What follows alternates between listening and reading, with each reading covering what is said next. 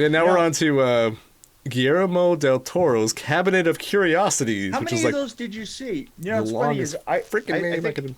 I think I saw four of them, but I only remember two.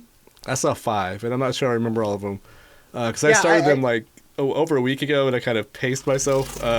Well, by the way, it's kind of like it's an anthology kind of series where you have different actors in each one. Some of the Right. actors kind of repeat, but you have different directors on each one, kind of like Tales from the Dark Side. And Or and Guillermo del Toro does the wraparounds.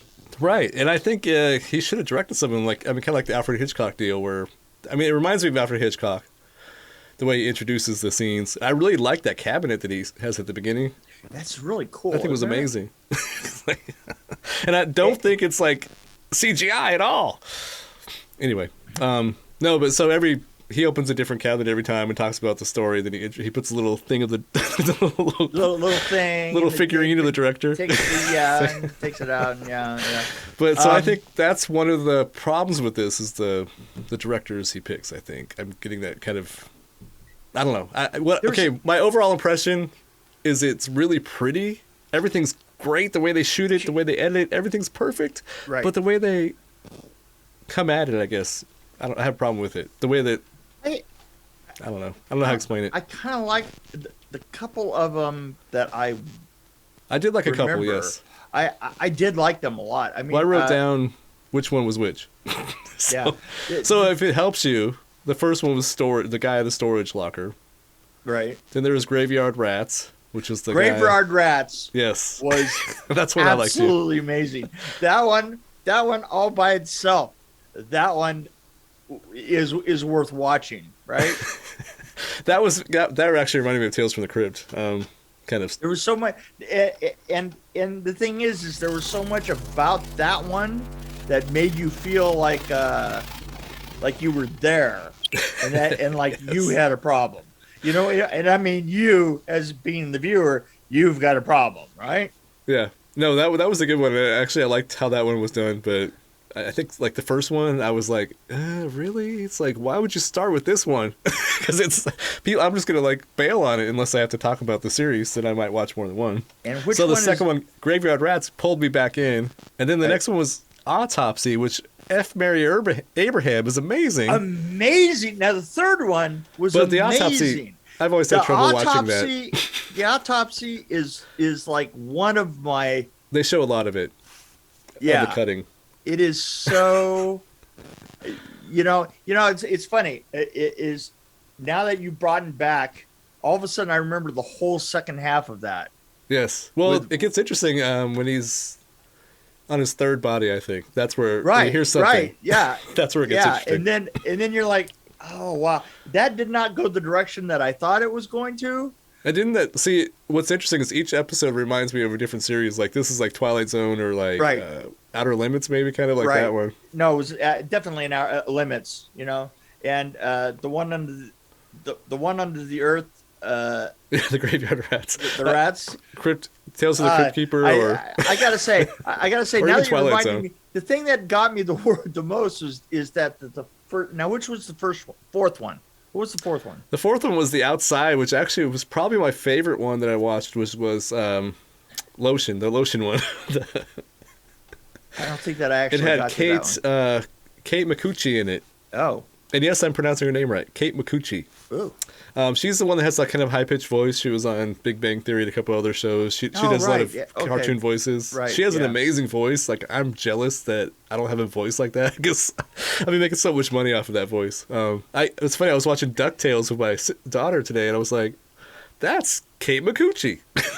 And you got it, right? And I looked it up, and it was Kate Micucci's voice. Yeah, she does one of the ducks on the show, obviously. Yeah, no, I have to say that I really...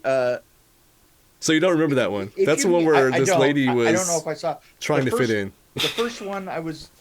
Oh! And she got talked into buying lotion by this. Oh! That was pretty good.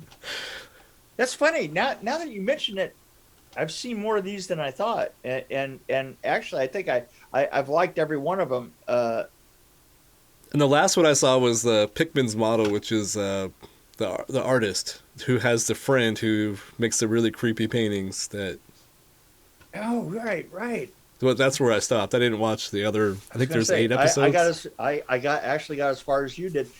I have to say, is the first one was boring. Yeah, no, it was. The first one I didn't like, and I almost didn't.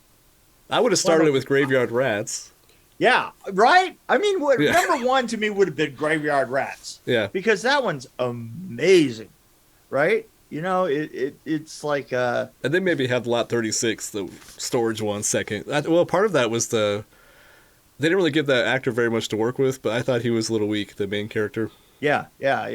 But the third one should have been the autopsy, and then do the autopsy one by itself was such a great story, and then it wound up so well. You know, that was very sci-fi-ish. That's one thing I liked very about that one. sci-fi-ish. Yeah. Kind of a little bit like Critters, actually. Yeah, it was. But no, the Mikuchi one I think is the one I actually like that one the best because it almost felt like a good independent movie, right? But with the really strange characters, like kind of like the Fargo type characters, and she did an amazing job, like just going through the transformation, I guess is the best way to put it. Yeah, I don't know. and there was a very interesting style to that. I mean, that one. See, all of these did have a, like you say, a very professional style, but also each one had a particularly manicured look, you know, and it's just spot on, absolutely spot on. Yeah, so I mean, I think where it's weak is maybe. I mean, I wouldn't say acting. I think it's more like the writing or what they're given to work with. I don't know how to say that without trashing anybody, but I still like them. I still like all the episodes. I just really liked the Graveyard one and the Lotion one. Yeah. Oh man, the Graveyard Lotion and the autopsy. Well, the model one was pretty good. So the one with the paintings was actually pretty decent. That was almost like a what do you call it? Like a what's Dracula? It's kind of See, my brain is having trouble finding words lately.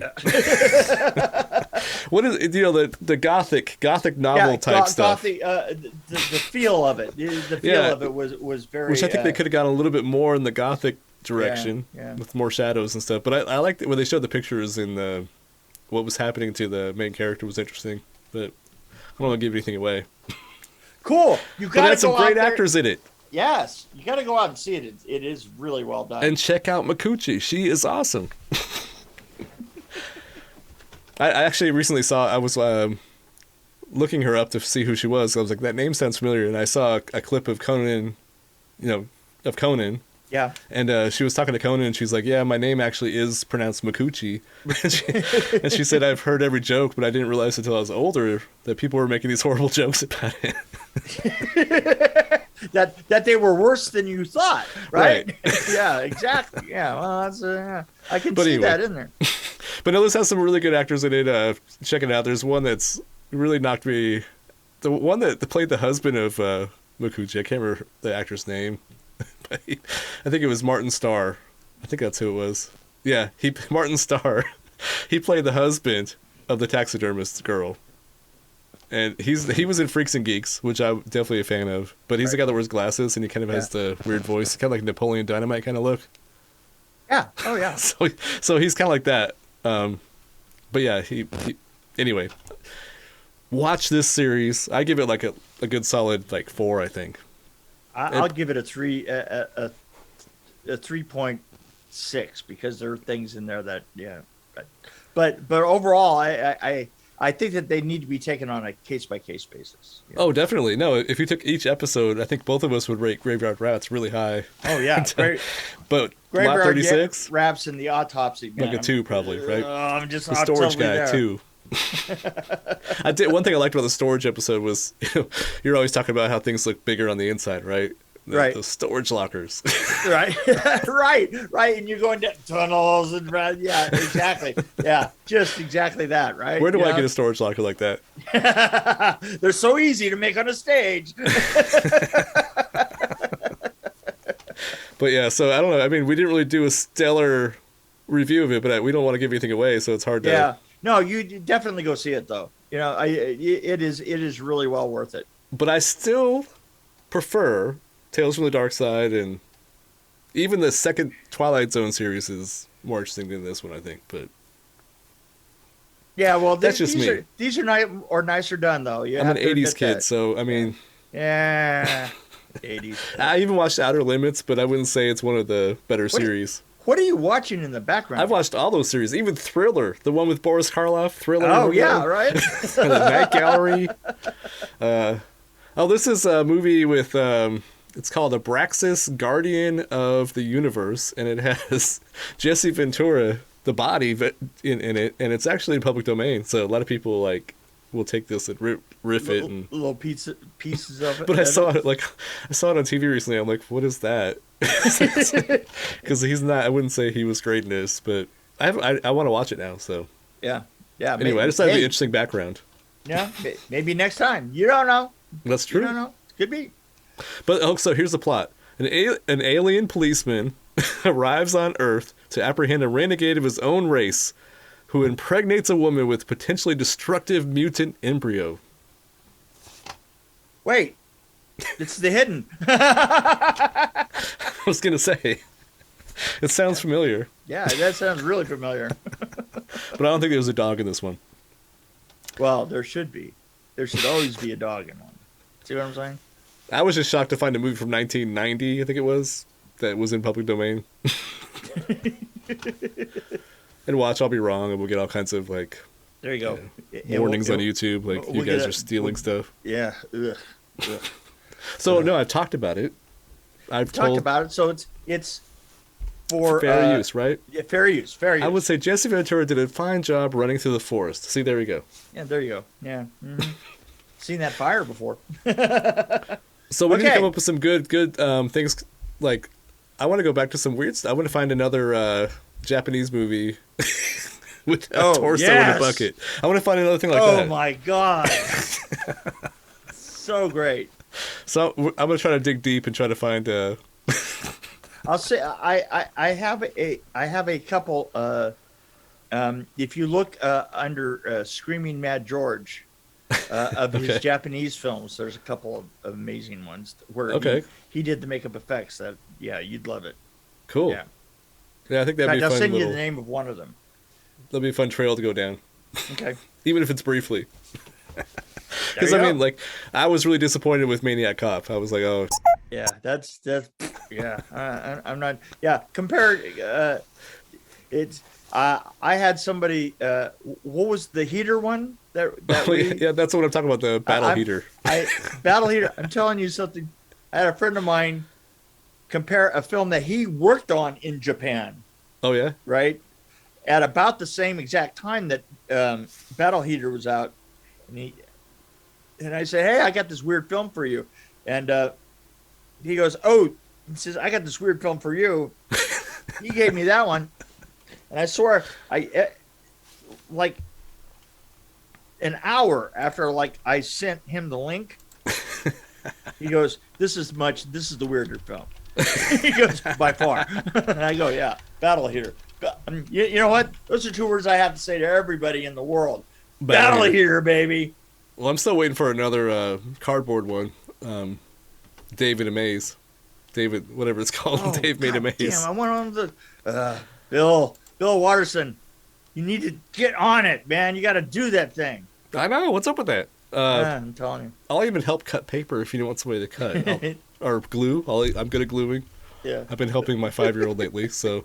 Go. By the way, our recent episode of EGA, I just noticed this yesterday, got over 8,000 views. Really? And so I think it's very clear that we are missing our audience. Or we just lean ourselves that way, right? Yeah, let's do it. Well, yeah, because RRR only got 7,000. Really? And EGA's more recent. Well, find us another one, you dummy. Well, I was trying to find I've been actually looking around for a good horror or sci-fi horror that's Bollywood maybe, which is really hard to find. Yeah, that's hard. But I found one that was a horror movie that was at Bollywood, and I was like, yeah, I don't know about that one. Yeah, I don't know. I'm trying to find something that's quality. I would say stay Southern, right? But see, we haven't done any Bollywood yet, so I was like, Yeah. I'll look at the comments. Maybe somebody has an idea. Okay. All right. Okay, man. See you later. Have a good night. Okay, you too. Bye.